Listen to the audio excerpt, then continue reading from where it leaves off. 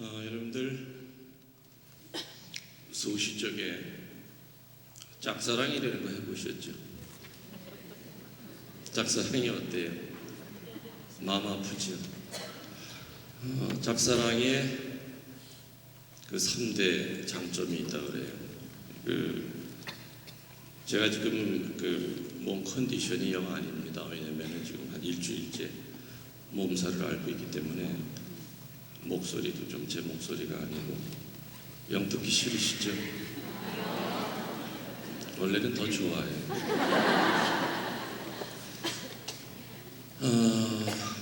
짝사랑의 그 3대 장점 중에 첫 번째가 뭘 것 같아요?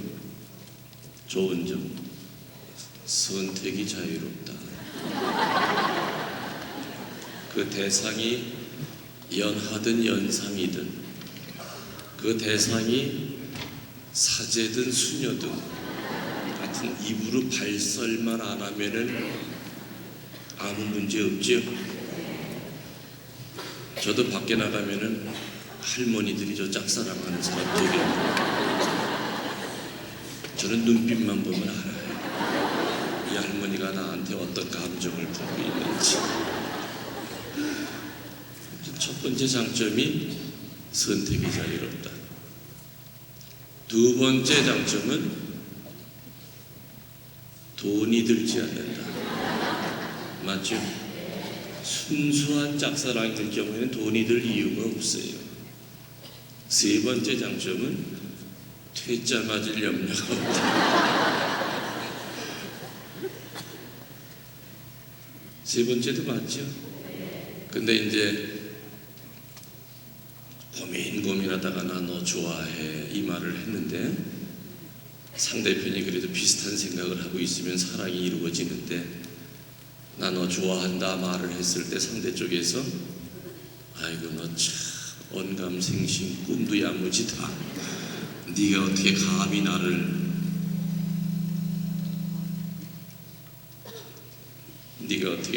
나를 넘봐? 이러면은 이제 그때는 뭐 이제 울고불고 이제 뭐 수면제 사모으고 이제 뭐 죽느니 사느니 이제 난리가 나는 것이죠. 아무튼 지금 얘기한 대로 짝사랑의 세 가지 장점은 첫 번째가 뭐라고요? 선택의 자유롭고, 두 번째 돈이 들지 않고, 세 번째 퇴짜 맞을 염려가 없다.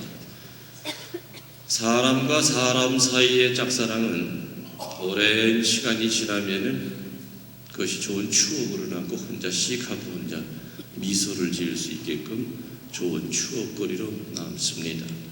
그런데 하느님과 인간의 사랑은 절대로 짝사랑이 돼서는 안 되죠. 근데 많은 신자들이 대부분 하느님을 짝사랑만 하다가 세상을 끝나기 때문에 하느님의 사랑이 어떤지를 정확히 알지를. 이게 더 좋아요?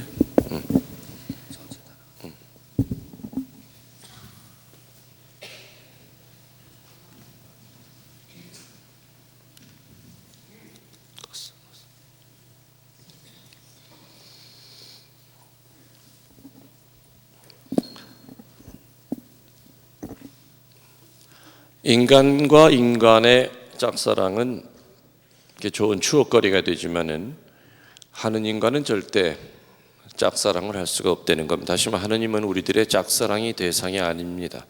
반드시 표현해야 됩니다. 인간끼리의 짝사랑 첫 번째 좋은 점이 선택이 자유롭다고 그랬는데 하느님을 사랑하는 데는 하느님은 선택의 대상이 아니라 늘 첫째 자리에 계셔야 된다는 것이죠. 다시 말하면은 우상 숭배로부터 벗어나야 된다. 여러분들 솔직히 지금 첫째 자리에 하느님 계십니까? 안 계실 겁니다. 왜냐? 연세가 많이 드신 분일수록 하느님이 첫째 자리로 올라가는데 젊은 엄마들한테는 절대로 하느님은 첫째 자리에 없습니다.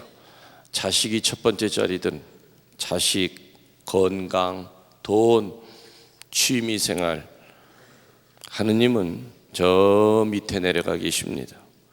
일주일에 한 번씩 꺼내보는 좀 고상한 액세서리 취미생활, 그 정도겠죠.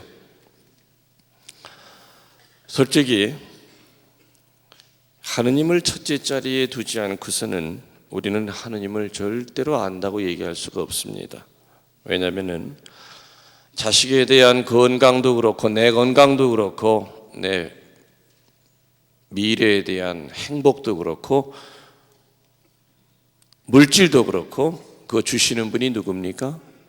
하느님이신데 주시는 분은 저 밑에다가 처박아 놓고 그리고 달라고 하니 응답이 그게 제대로 오겠는가 이거죠. 오질 않죠. 그래서 신앙은 첫 번째로 우상숭배로부터 벗어나야 된다. 점집이나 철학관을 들락거리는 것만 우상숭배가 아닙니다.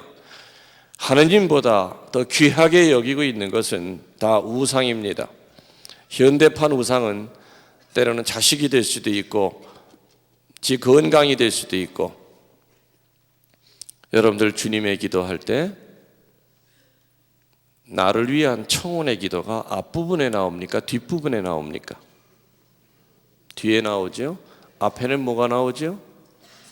하느님에 대한 흠숭과 존경이 나옵니다. 그리고 뒤에 가서야 일용할 양식을 달라고 그리고 과거의 죄를 용서해 달라고 하고 미래 유혹으로부터 막아달라고 합니다. 다시 말하면 하느님이 마땅히 있어야 할 첫 번째 자리에 좌정하고 계실 때 나머지 것은 질서가 잡힙니다. 그러나 우리들은 거꾸로 직거를 먼저 청하고 직거를 먼저 달라고 하고 시간 나고 틈나면은 가끔 하느님을 생각합니다. 그렇기 때문에 우리들은 응답을 못 받는 겁니다. 하느님은 이것 여러 중에서 선택해야 되는 선택의 대상이 아닙니다. 세상 모든 것을 우리들이 선택할 수가 있지만은 하느님은 우리들에 의해서 선택되어지는 그런 분이 아닙니다. 첫째 자리에 늘 하느님이 계셔 있을 때 그것이 바로 신앙이라고 하는 지붕을 떠받치고 있는 첫 번째 기둥이 아닌가. 우리 순교 선조들은 그 모진 옥살이를 할 때마다 뼈가 무너지는 고통을 당할 때마다 옥 안에서 서로 손을 잡고 위로하면서 신앙 구호를 외쳤습니다. 세 가지의 그 신앙 구호 따라하십시오. 오직 예수님께 대한 사랑, 오직 예수님께 대한 순명, 오직 예수님께 대한 충성. 사랑, 순명, 충성의 뜻은 여러분들이 아실 겁니다. 그런데 앞에 어떤 말이 붙습니까? 오직. 오직이라고 하는 말은 순도를 나타냅니다. 여러분 손에 끼고 있는 금반지가 14K도 있고 18K도 있고 99.9% 순금도 있을 겁니다. 다시 말하면 순도 100%를 지향하는 하느님에 대한 사랑, 순도 100%짜리 하느님에 대한 순명, 순도 100%를 지향하는 하느님에 대한 충성이 있어야 됩니다. 왜냐? 많은 교우들이 99%의 순명 생활을 하다가 1%의 불순명 때문에 냉담자가 돼버리고 여호와 증인에 빠지고 딴 곳으로 갑니다. 많은 교우들이 99.9%의 충성 생활을 하다가 0.01%의 불순물 때문에 냉담에 빠집니다. 그래서 적어도 우리들이 지향해야 될 목표는 100%짜리 순명, 100%짜리 충성, 사랑입니다. 그래도 그렇게 목표를 정해도 50%에 이를까 말까 한 판인데 애당초부터 나는 적당히 하느님 사랑할 거고 기분 내키면 순명할 거고 마음에 들면 충성한다고 하는 그런 정신 자세로 신앙생활을 하는 사람들에게 있어서는 하느님은 그냥 취미생활밖에 되질 않습니다. 제가 어저께 그리스도 왕 대축일날 주일 강론 때 교우들에게 그런 강론을 했습니다. 여러분들, 신자들이 세례를 받으면 두 가지로 구분이 됩니다. 종교인과 신앙인으로 나누어집니다. 종교인과 신앙인으로 분명히 구분이 되는데, 성서에 보면은 종교인과 신앙인을 구분짓는 세 가지의 기준이 있다고 그랬어요. 첫 번째는 뭐냐? 뭘 것 같습니까? 얼마나 감사하면서 살아가느냐, 그것이다. 신앙인은 감사할 건덕지가 없어도 어떻게 해서든지 감사할 것을 찾아내고야 만다. 그리고 감사할 일이 손에 잡히지 않아도 미리 땡겨서 감사한다. 미리 땡겨서 감사의 힘을 봉헌한다. 그러나 종교인은 온몸이 머리끝에서 발가락 끝까지 은총으로 코팅이 되어 있는데도 불구하고 그저 불평불만으로부터 헤어나지 못하는 사람들이 바로 종교인이다. 그게 바로 내가 신앙인이냐 종교인이냐의 첫 번째 기준이다. 얼마나 감사하며 살아가느냐. 불평불만이 있는 곳에는 마귀의 유혹밖에 없습니다. 마귀가 제일 무서워하는 것은 신자들 입에서 주님 감사합니다, 감사합니다.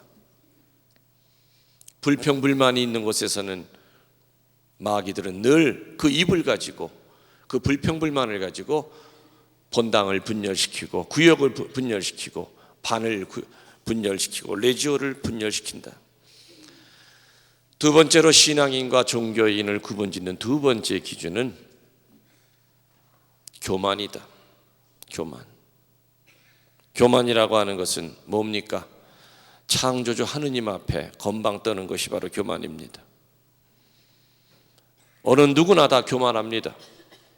인간이 약하기 때문에. 그러나 신앙인은 자기가 교만한 것을 알고 늘 은총 가운데 그 교만을 낮추어 달라고 희생과 기도를 바칩니다.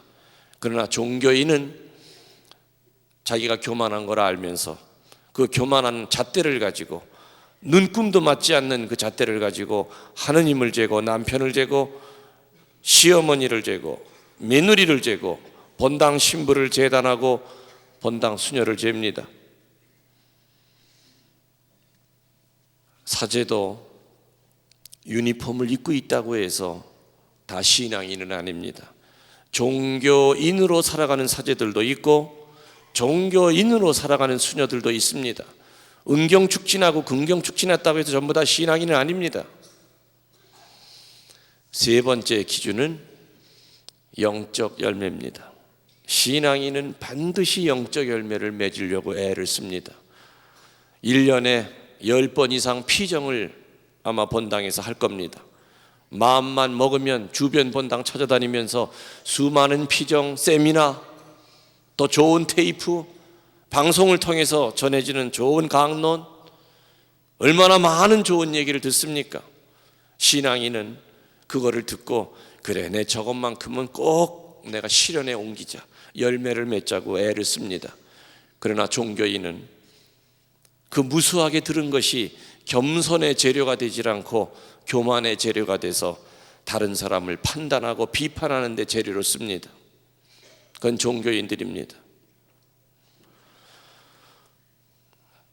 오직 예수님께 대한 사랑, 오직 예수님께 대한 순명, 오직 예수님께 대한 충성을 외치는 사람들은 종교인이 아니라 신앙인들이죠. 우리 순교 성인 성녀들, 아까 말씀드린 대로 모진 옥살이를 하면서도 이 신앙 구호를 외쳤습니다. 그 을려온 천주교 신자들이나 그리고 포졸들이나 대부분 한 동네 사람들이었습니다. 그리고 때로는 친척들도 있었습니다. 그 때문에 포졸들이 어떻게 해서든지 동네 사람 천주교 신자를 살려내보내고 싶었기 때문에, 아저씨 이따가 포도대장 앞에 끌려나가면 십자가에다가 침 한번 뱉으세요. 그러면은 내보내주기로 나랑 약조가 다 되어 있습니다. 아줌마 이따 끌려나가면은 묵준지 염준지 아무튼 거기다가 발로 한번 밟으세요. 그러면 내보내주기로 나랑 약조가 되어 있습니다. 여러분들 밟았습니까? 아니면 침 뱉었습니까? 안 뱉었어요. 하도 답답하니까 밟고 나가서 또 천주교 믿으면 될 거 아니에요. 그래도 안 밟았어요. 침 안 뱉었어요. 단 1초라도 내 삶을 위해서 하느님을 배반할 수가 없어. 다시 말하면 순도 100%짜리의 충성과 순명과 사랑을 가지고 있었기 때문에 단 1초라도 하느님을 내가 살기 위해서 침을 뱉거나 외면한다고 하는 건 있을 수가 없었습니다. 현대 사람들의 사고방식으로 따지면 어리석기 이를 데가 없죠. 참, 아이고 등신들. 아니 묵주 한번 밟는 게 뭐 그렇게 큰일이야. 밟고 나가서 고백성사 한번 진하게 보고 보석 한번 야물딱지게 하면 되지.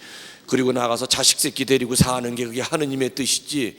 아니 애비애미가 목 잘려 죽으면 자식 새끼들은 거지가 되는데 그게 하느님의 뜻이요? 이게 지금 현대 신앙인들의 사고방식이에요. 그러나 우리 선조들은 불순물이 1%도 안 들어갔기 때문에 내가 주님 위에 죽어도 우리 자식들 하느님이 살려줄 거다 하는 믿음이 있었어요. 우리나라 두 번째 사제가 누구지요? 최양업 신부님. 지금 시복 시성 준비하고 있죠. 최양업 신부님을 마카오로 신학교를 보내고 난 다음에 그 아버지 최경환 프란치스코가 옥으로 끌려갑니다. 최경환 프란치스코는 목이 잘리는 순교를 원했지만 어떻게 됩니까? 매에 맞아서 옥에서 메뚜기로 죽습니다. 그리고 어머니 마리아가 갓난아기 하나를 데리고 다시 또 끌려옵니다. 아이는 젖을 달라고 앙앙대지만은 마리아는 하루 종일 나가서 모진 고문을 당하고 저녁에 들어와서 젖을 물리니 젖이 나옵니까? 나중에는 교우들이 흘린 그 피고름이 범벅이 된 가마떼기를 뜯어가지고 입에다가 넣고 씹어봅니다. 젖이 나올까 해서 이내 토해버리고 말죠. 결국에 최양업 신부님의 막내 동생은 옥에서 굶어 죽습니다. 갓난아이가 죽고 나니까 마리아가 눈이 돌아가 버리죠. 나 천주님 배반하겠어. 밖에 있는 아이들 셋 데리고 다시 살겠어. 밖에는 아이들 셋이 또 있었어요. 그리고 배교를 해서 아이 시체를 안고 집으로 달려갑니다. 집에 갔더니 최영업 신부님의 동생들 셋이 손을 잡고 엄마를 못 들어오게 해요. 엄마, 그 아이 우리에게 주고 다시 돌아가세요. 엄마가 어떻게 천주님을 배반할 수 있었습니까? 나중에 형이 사제가 돼서 돌아올 때 엄마가 사제 형을 어떻게 만나려고 그럽니까? 그때야 마리아는 정신이 바짝 들었죠. 내가 어떻게 천주님을 배반하고 왔던고. 아이의 시체를 아이들에게 주고 마리아는 다시 돌아가서 포도청 문을 두둥기면서 아까 한 말 취소. 다시 옥에 갇혀서 군무효 수형이 결정이 됩니다. 일주일 후에 엄마가 목이 잘린다는 이야기를 듣고 아이들 셋은 장례집, 잔치집을 찾아다니면서 쌀을 얻습니다.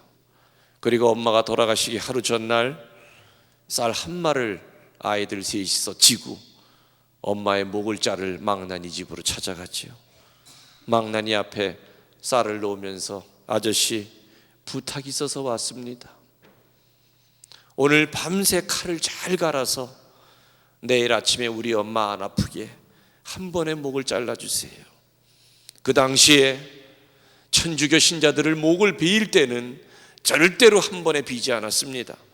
고통을 많이 주기 위해서 처음에는 칼 등으로 목뼈를 칩니다. 그러면 목뼈가 부러져가지고 목이 덜렁덜렁 되죠. 그 다음에 칼을 바로 잡아서 3번, 4번에 나누어서 끊습니다. 일부러 고통을 주려고.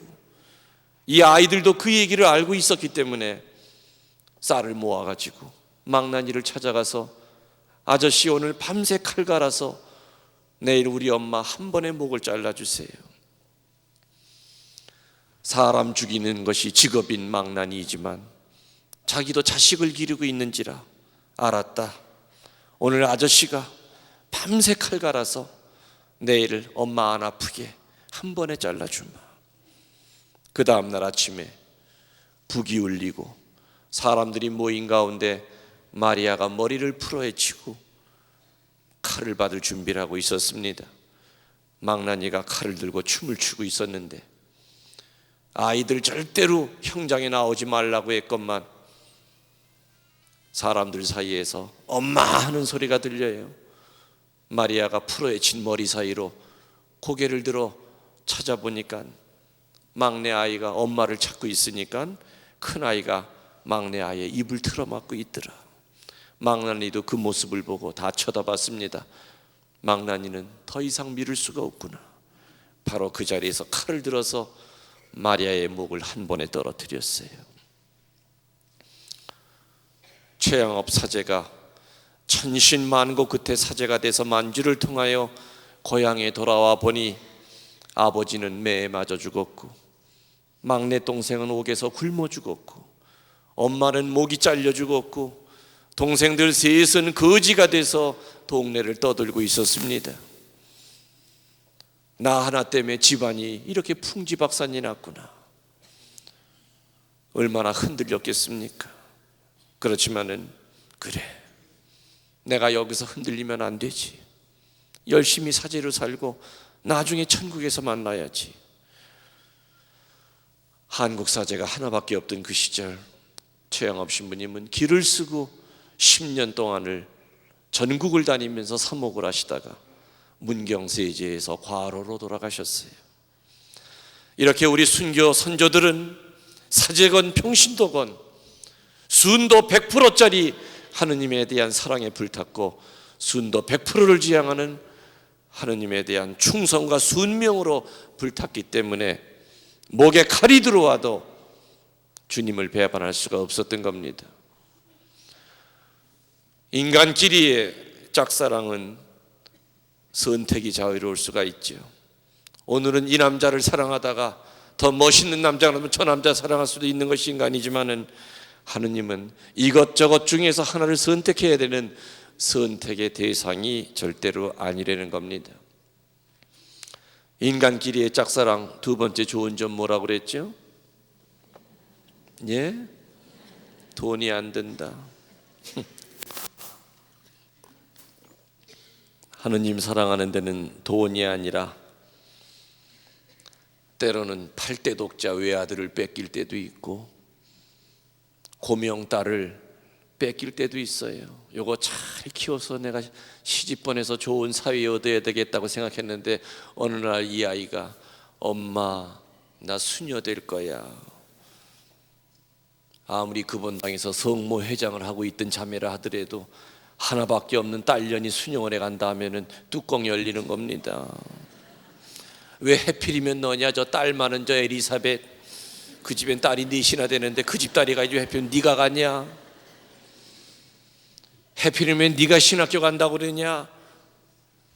가더라도 저 현차는 저 둘째가 가야지. 공부 잘하는 네가 가냐? 네 맞상준데 네가. 하느님을 사랑하는 데는 돈이 드는 것이 문제가 아니라 하나밖에 없는 목숨을 내놔야 될 때도 있고 자식을 내놔야 될 때도 있고 모든 전 존재를 바쳐야 될 때도 있어요. 인간끼리 짝사랑은 세 번째 뭐라 그랬어요? 뭐가 장점이라고 그랬어요? 퇴짜 맞을 염려가 없다고 그랬죠? 하느님 짝사랑하는 데는 얼핏 보면은 퇴짜를 안 놓으시는 것 같아요. 우리가 아무리 못되게 굴어도 바로 그 자리에서 벌 안 주시는 것 같아요. 아 그래 하긴 이제는 저분도 연세가 워낙 많이 드셔서 눈도 침침하고 귀도 안 들리니까 내가 이렇게 못되게 굴어도 아마 못 보셨을 거야. 못 보신 것이 아니라 알고도 기다리시는 겁니다.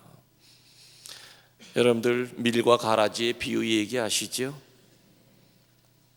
왜 하느님은 악을 이 세상에 존재케 했는가? 그를 내버려 두는가? 현상적으로 보면은 착하게 사는 사람이 더 고통을 받고 못되게 구는 인간들이 더 잘 돼요. 그런 경우가 많아요. 거기에 대한 질문은 바로 예수님 시대 대한 질문과 똑같아요. 예수님은 거기에 대해서 흔히 볼 수 있는 밀과 가라지를 가지고 아주 명쾌하게 해답을 주셨어요. 농부가 처음부터 가라지를 뿌린 것이 아니라 분명히 밀씨를 뿌렸는데 싹이 나오는 거 보면은 가라지 싹이 같이 나와요. 그렇죠? 근데 농부는 뽑지 않죠? 왜요? 처음에는 밀싹과 가라지 싹이 생김새가 비슷하기 때문에 잘못 뽑으면은 밀이 뽑힐까 봐. 그리고 나중에 이것이 커져가지고 밀줄기와 가라지 줄기가 확연히 구분이 돼도 농부는 뽑질 않아요. 왜냐? 농부는 땅 밑의 모양을 읽죠. 가라지라고 하는 놈이 얼마나 지독스러운지 밀 뿌리를 칭칭 감고 있어. 너 나 뽑을 테면 뽑아. 배째. 나 혼자 안 죽어. 내 이놈도 같이 끌고 나가지. 그렇기 때문에 땅 밑의 모양을 읽고 있기 때문에 가라지를 뽑질 않습니다. 그리고 나중에 추수 때가 되면은 뽑아서 짝짝 뿌리를 찢어가지고 밀은 곡간에 채우고 가라지는 불에 태워버린다. 만일에 하느님이 우리들이 잘못할 때마다 그 자리에서 직결 심판을 한다면은 지금 우리들 아마 희한한 꼬라지로 앉아 있을 겁니다. 만일에 주일 미사 빠질 때마다 이빨을 하나씩 톡톡 뽑아버려 지금 다 틀리하고 있을 거고, 남 얘기할 때마다 입을 돌려놔 다 희한하게 입 돌아가가지고 희한하게 하고 있을 거고, 나쁜 곳으로 향할 때마다 발가락을 다 부러뜨려 지금 걷지도 못하고 다 휠체어 타고 다닐 거고, 바로 그 자리에서 직결 심판을 안 한다고 해서 하느님이 연세가 많아서 우리 죄 짓는 거 못 보는 게 아니다 이겁니다. 기다리시는 거죠. 여러분들,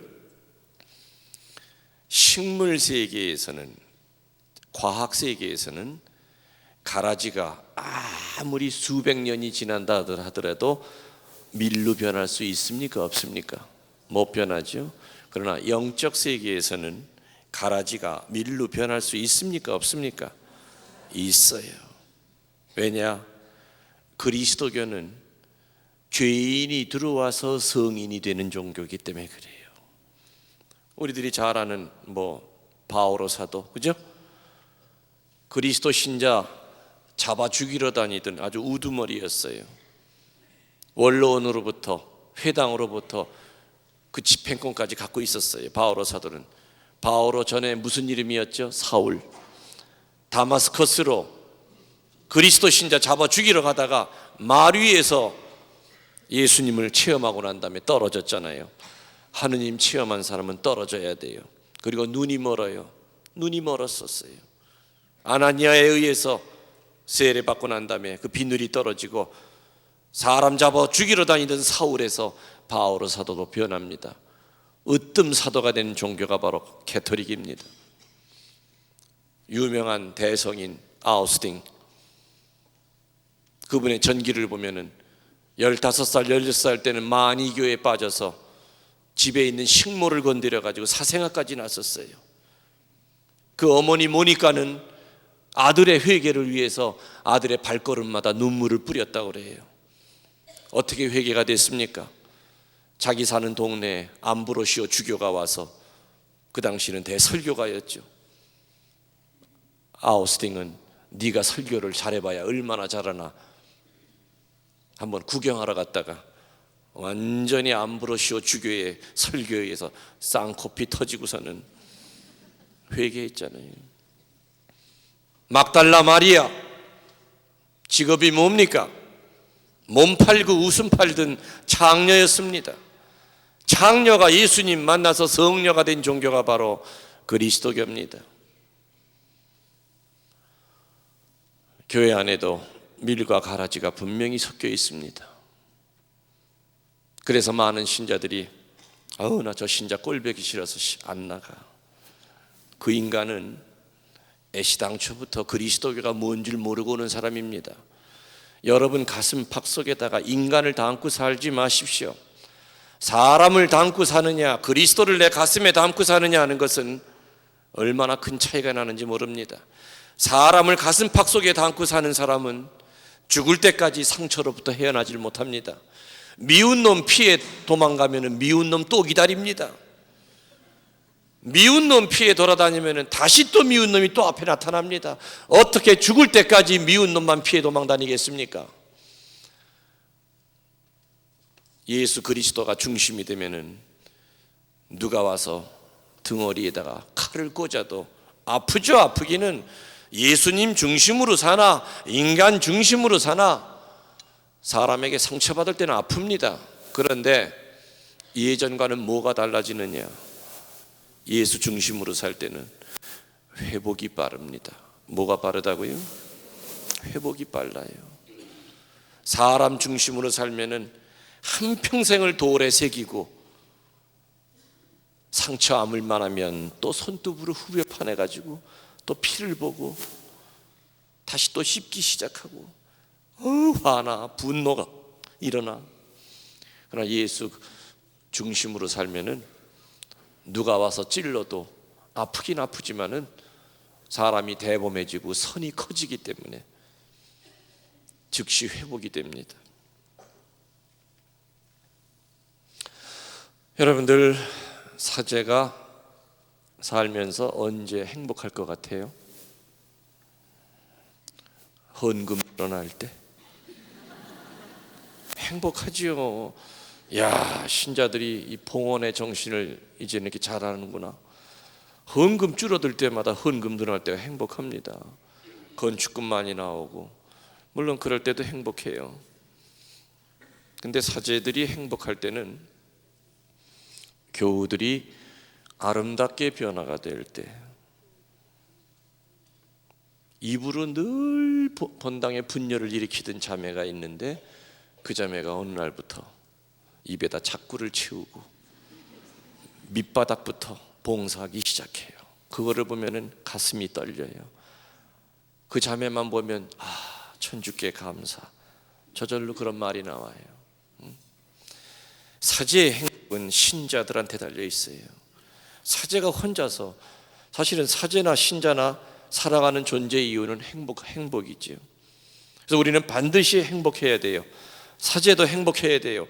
신부로 살아가면서 행복하지 못하다면 그 얼마나 불행한 인생이요 위선의 삶입니까?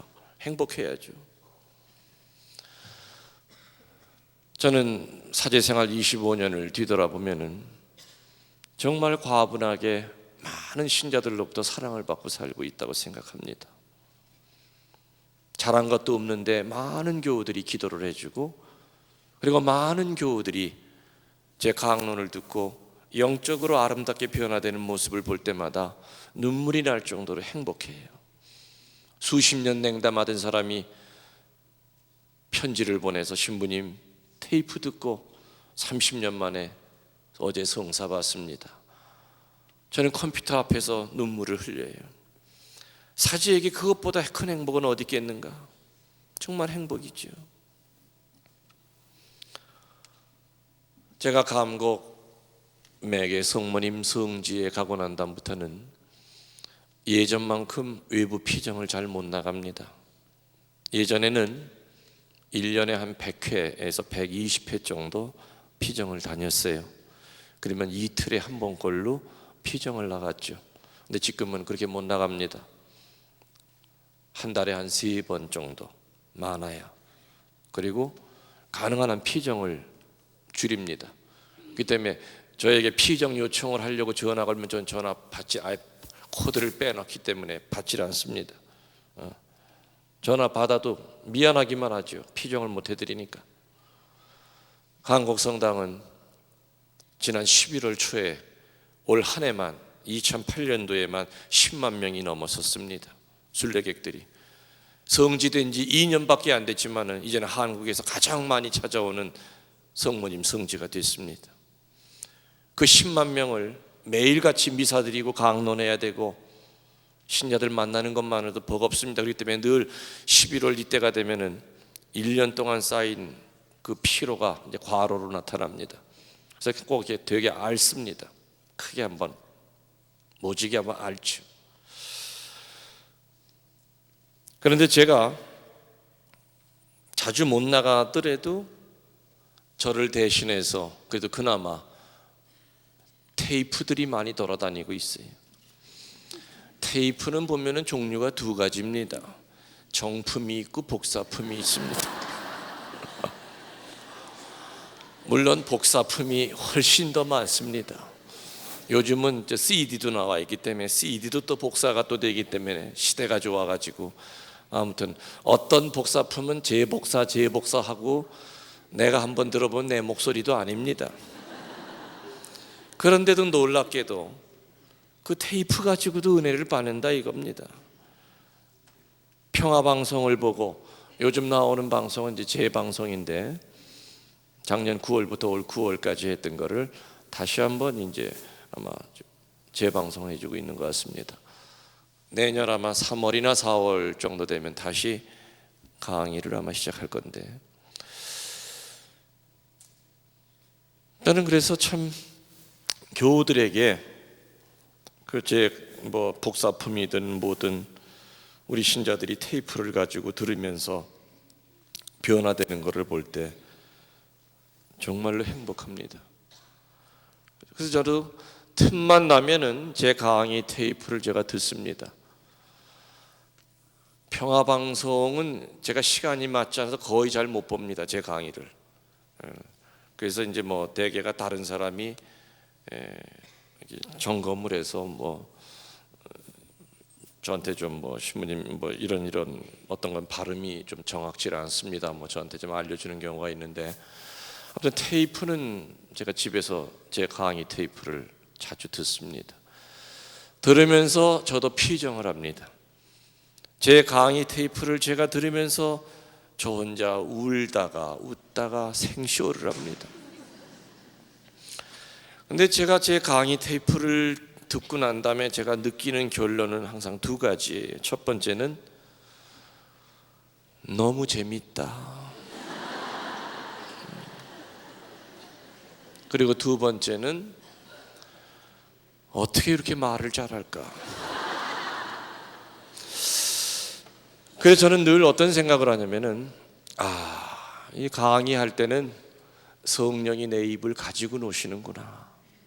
이건 내 힘이 아니다. 어떤 때는 어느 성당에서 신부님 이런 주제로 피정을 해 주십시오 하고서는 준비를 해가지고 갑니다. 근데 어떨 때는 6시간 동안에 강의록을 펼쳐보지도 못하고 딴 얘기만 하고 끝납니다. 그럼 나중에 제가 찔리죠. 본당 신부님한테 이거 큰일 났네. 나중에 떠나면서 신부님 미안합니다. 오늘 그 주제에 대해서 한마디도 못했는데. 그럼 그 신부님 뭐라 그러는 줄 알아요? 신부님 우리 본당 얘기 누구한테 들으신 적 있으세요? 아니요. 근데 어떻게 우리 본당 실정에 맞게끔 그 얘기만 골라서 해주셨어요? 그 얘기는 뭐냐? 성령이 내 입을 가지고 노시는 거 아니겠는가? 제가 서울에 명동에 좀 볼 일이 있어가지고 성당 봉고차를 타고 올림픽대로를 쭉 가다가 앞에 뭐 추돌 사고가 났는지 차가 한 30분 동안 섰었어요. 날이 더워서 이제 유리창을 내리고 가운데 차선에 있는 차를 이렇게 쳐다보니까 거기 승용차가 한 대 서 있었는데 그 승용차도 유리창을 내리고 있었죠. 그런데 그 승용차 안에서 내 목소리가 울려 나오는 거예요. 자세히 들으니까 분명히 내 강의에 내 테이프를 듣고 있나 보다. 또 이렇게 하다가 그 형제랑 눈이 마주쳤어요. 눈 인사를 했죠.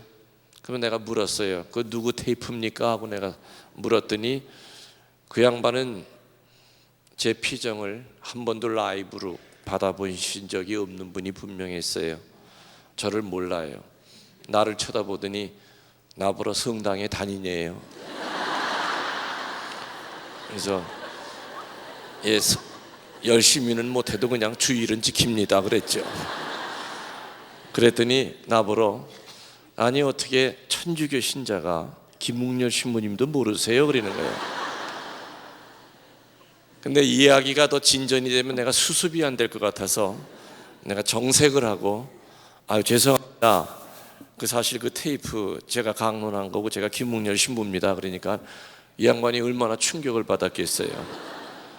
사이드를 딱 걸더니 앞으로 돌아 나오더니 봉고차에 매달려 가지고 정말 김웅열 신부님 맞습니까? 예, 맞아요. 도민증 깔까요? 그랬더니 이 양반이 잠깐만 기다리세요 하더니 차에 가더니 종이랑 볼펜을 가지고 오는 거야. 신부님, 부르는 대로 써주십시오. 우리 마누라가 절대로 이건 믿지 않을 겁니다. 뭐라고 쓸까요? 예, 제가 부르겠습니다. 루시아 자매님, 저 김웅열 신부입니다. 당신 남편을 오늘 올림픽대로에서 이렇게 우연히 만난 것을 증명합니다. 사인을 했어요. 그러는 사이에 앞에가 길이 터지고 뒤에 있는 차들이 빵빵거리고 난리가 난 거예요. 저 미친놈들 둘이 붙들고 뭐하냐고 난리가 나. 신부님, 일단은 헤어집시다. 이번 일요일 날 와이프 데리고 감곡 찾아가겠습니다. 예, 오세요. 정말 일요일 날 그 양반이 왔어요. 미사 끝나거나 차 한잔하면서 이야기를 하는데 자기는 결혼한 지 20년이 됐는데 결혼할 때 혼배성사 때문에 마지못해 4개월 엉터리로 교리 배우고 세례 받고 혼배성사 딱 하고 그 다음 주부터 안 나왔대요. 그런데 1년 전에 와이프가 내 테이프 하나를 이렇게 주면서 괜히 길에서 허송세월하지 말고 이거 듣고 회개하라고. 근데 그거 밑에다 처박아 놓고 뭐 그게 있는지 없는지도 몰랐대요. 근데 나 만나기 일주일 전에 그때도 올림픽대로가 정체가 돼가지고 짜증이 나서 뭐가 없나 하고 이렇게 보니까는 무슨 테이프 하나가 나오더래요. 테이프가 4개로 돼 있었는데 하나를 딱 들었대요. 근데 가슴이 좀 이상하게 울컥울컥거리더래요. 두 번째 딱 들었는데 눈물이 앞을 가려서 운전을 할 수가 없더래요. 그래서 갓길에다가 차를 세워놓고 실컷 울고 토끼 눈처럼 새빨개 가지고 집에 들어갔더니 와이프가 여보 왜 이래? 왜 울었어? 회사에서 잘렸어? 하면서 아무 소리 안 하고 자기는 화장실에 들어가서 그냥 샤워기 틀어놓고 실컷 울고 나와서 와이프에게 뭐라고 그랬느냐. 여보, 나 부탁이 있다. 나 오늘 고백성사 좀 보게 해줘. 와이프도 얼마나 놀랬겠습니까? 20년 동안 그렇게 성당 나가라고 해도 안 나가던 사람이 성사 보게 해달라고 하니까 밤 9시가 넘었지만 본당 신부님에게 전화해서 사정 얘기를 드리고 신부님, 오늘 성사 한번 우리 남편 또 마음 변할 겁니다. 신부님 좀 면담 성사 좀 주십시오. 빨리 오라고. 참 그 목자도 착한 목자예요. 그죠? 저 같으면 자고 내일 와 그럴 텐데. 그러나 아무튼 신부님 앞에서 눈물 콧물이 범벅이 돼가지고 성사를 보고 왔대요. 와가지고 그 다음날 출근하면서 김웅열 신부님 테이프 있는 대로 다 내놔 해가지고 듣기 시작한 지 하루 만에 올림픽대로에서 와다구 씨를 만났으니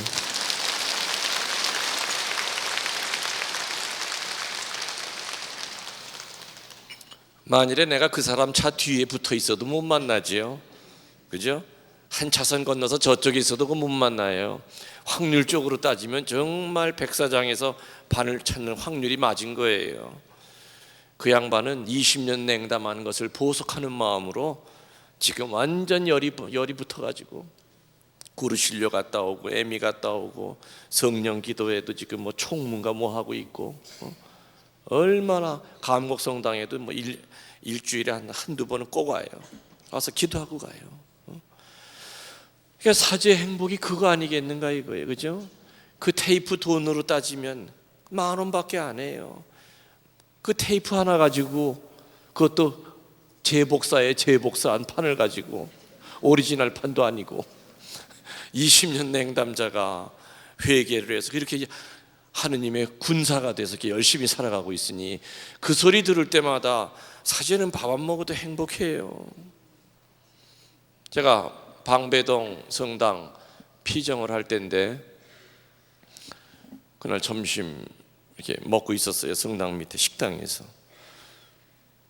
근데 시인사 한 분이 내 앞에 오더니 신부님이랑 같이 합석해도 되겠습니까? 예, 앉아서 식사하십시오. 근데 이 양반이 앞에 앉았는데 밥을 안 먹고 나만 쳐다보는 거예요. 여러분들 밥 먹을 때 누가 쳐다보면 밥 들어가요? 절대 안 들어가지요. 그래서 드세요. 그러니까 끝까지 나만 쳐다보고 밥에는 숟가락 하나도 되질 않아요. 그래서 나중에 신부님, 제가 지금 밥이 먹히질 않습니다 하면서 자기 사연을 얘기하는데, 자기는 IMF 전에는 잘 나가던 중소기업체 사장이었대요. 자기네 회사가 코스닥에도 전부 다 상장이 됐고, 근데 IMF 터지고 나서 이제 쫄딱 망한 거예요. 부인과도 이혼을 하고, 자기는 40대 초반에 이렇게 돼버리니까 인생이 다 망가지니까 살 의미가 없다 해가지고 동맥을 3번이나 끊었는데도 모진 목숨이라 눈 떠보면 응급실에 실려와 있더래요. 그리고 자기는 나중에는 자식도 다 떠나버리고 서울의 달동네에다가 쪽방을 하나 얻어가지고 등짐을 지면서 왔다 갔다 하면서 달동네 오르락 내리락 하면서 뭐만 찾아다녔느냐, 높은 축대를 찾아다녔대요. 한 번에 떨어져서 머리통 깨져서 죽을 축대. 그러다가 축대 하나를 발견했대요. 굉장히 높은 축대 하나가 있더래요. 그래, 저기서 죽으면 한 번에 가겠다, 절대 실패할 일이 없겠다 해가지고 그날 죽기로 결심한 그날 한밤중에 축대 위에서 휘황찬란한 서울 시내를 쳐다보면서 소주를 5병을 그냥 들이키고 아무 미련 없이 밑으로 몸을 날렸대요. 떨어진 거야, 그 높은 축대 밑으로. 그런데 햇볕 때문에 눈이 부셔서 눈이 떠지더래. 깨보니까는 내가 분명히 축대 위에서 어저께 떨어졌는데 위를 보니까는 분명히 축대 저 끝이 보이더라는 거야. 내가 분명히 떨어진 게 맞는데 내가 어떻게 살아있나. 그날 오전까지도 그 축대 밑이 깨끗했대요. 근데 그날 오후에 누가 이사가면서 침대 매트리스를 버리고 간, 그것도 2장을 겹쳐놓고 간 거야. 해필 어디 떨어졌느냐? 침대 매트리스 위에 그냥 딱 떨어지면서 기절을 하고 아침까지 기절을 한 거예요.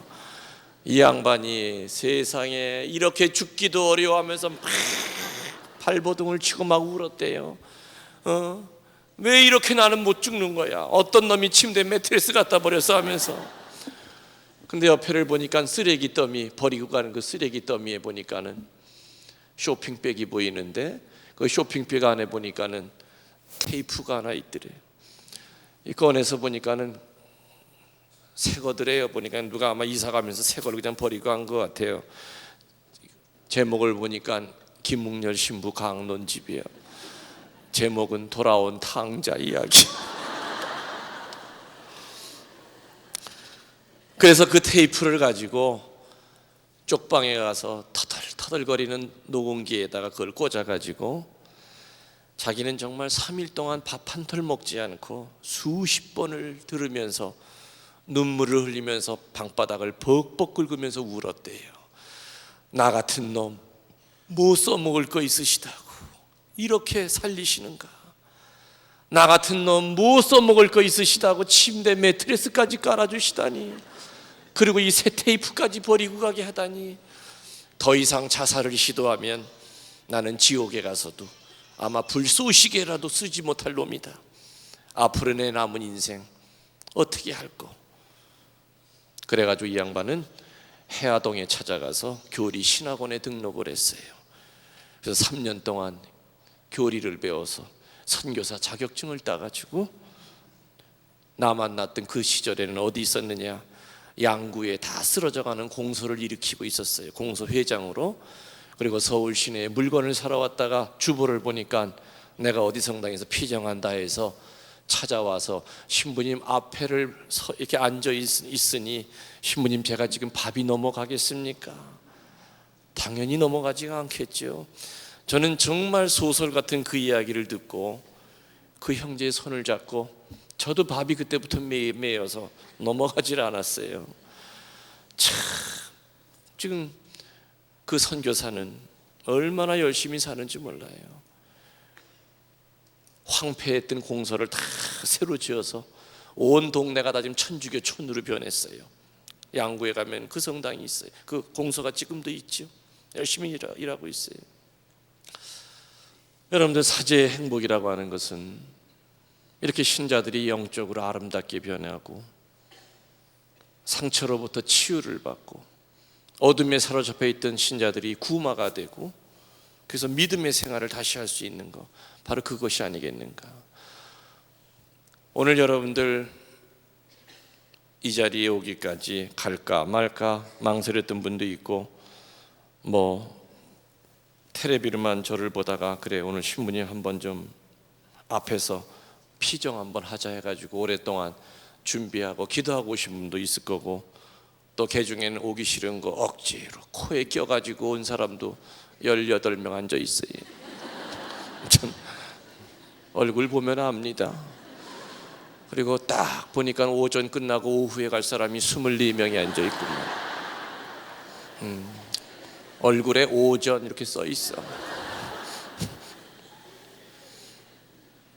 중요한 것은 오늘 여러분들이 여기 오기까지 준비했던 노력과는 비교가 안 될 정도로 오늘 하느님은, 성모님은 오늘 여러분들을 이 자리에 끌어안쳐 놓으려고 얼마나 많은 기도를 하셨는지 몰라요.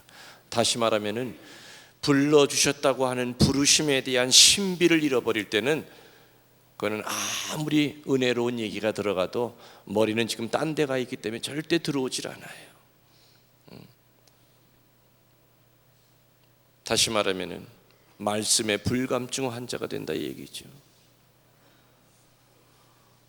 오늘 여러분들을 불러가지고 사제의 입술을 통해서 이따가 파견 미사 때 주님의 성체를 통해서 오늘 여러분에게 주시고자 하는 영적 선물은 3가지예요. 첫 번째가 치유예요.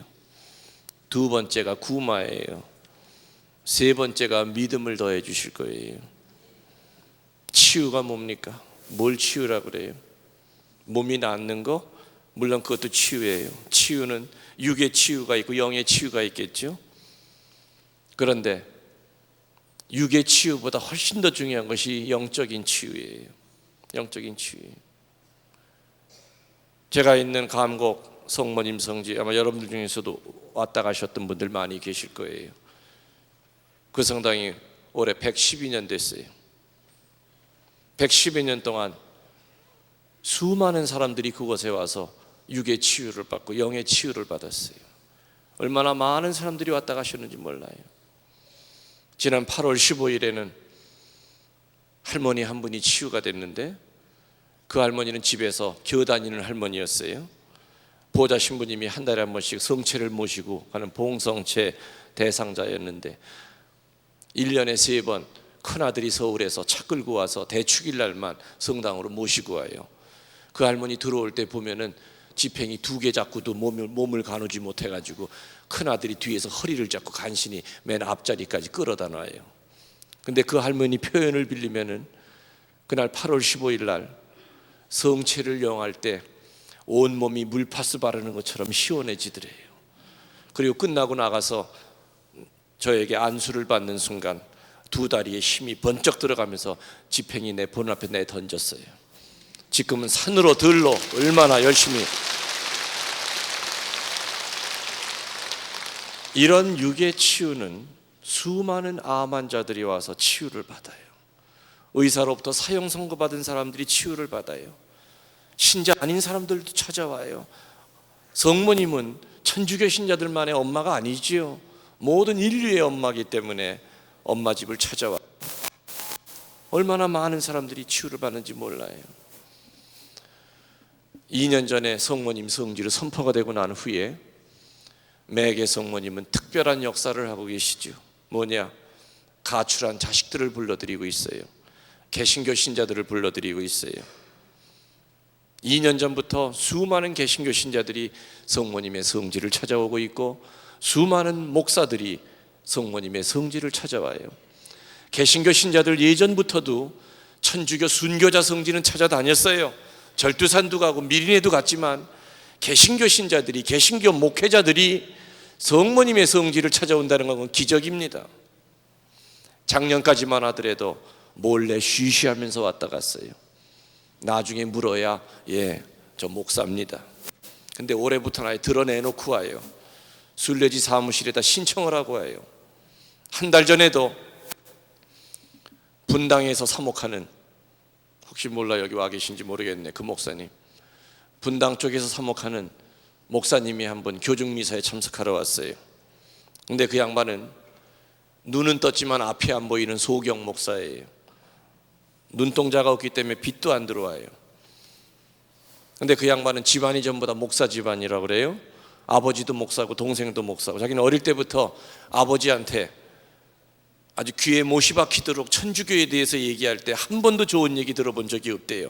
특별히 성모님에 대해서 아버지가 얘기할 때는 늘 하나같이 성모 마리아는 적그리스도다.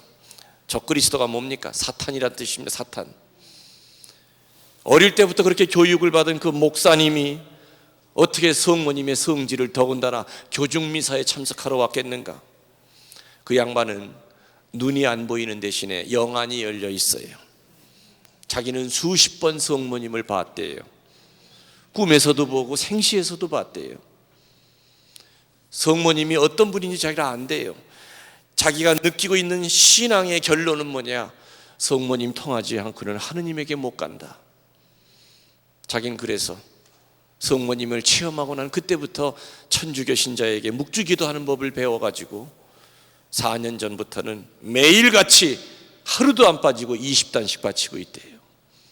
손에도 팔찌 묵주를 끼고 오셨고 주머니에도 묵주가 있었고, 저를 보시더니 신부님, 저는 4년 전부터 20단씩 봉헌하고 있습니다.